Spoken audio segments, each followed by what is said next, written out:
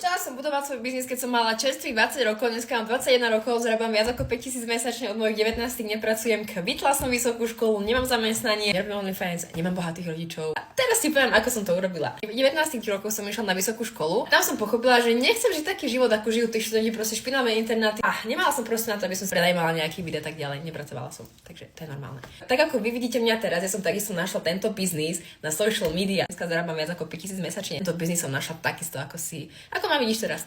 Bola to reálne najmenšia investícia, ako som mohla v živote za niečo dať, nejaké kurzy alebo proste. A povedala som si, že keď prídem o 100 eur, tak reálne neprídem o nič. Sa tomu venovať, začala som sa učiť trading, pochopila som trading, ako funguje, že fakt to nie je žiadna nukleárna veda, ale keď máš správne produkty a správne informácie, tak vieš presne, čo máš robiť, pretože pripojiť sa na hodinu, kde je profesionál, ktorý má 20 ročné skúsenosti, on si tam denne zarába $2000 a reálne ty spravíš to, čo on. Čo je to náročné? Reálne kliknúť to, čo ti povie on, vypnúť obchod, keď ti povie on. Čo na to náročné? Chceš vedieť tradovať, nemusíš si pozerať tie YouTube videjka a učiť sa 5 rokov. Ja budeš mať pri sebe správnych ľudí a správne informácie, tak to vieš bez YouTube videí, okay?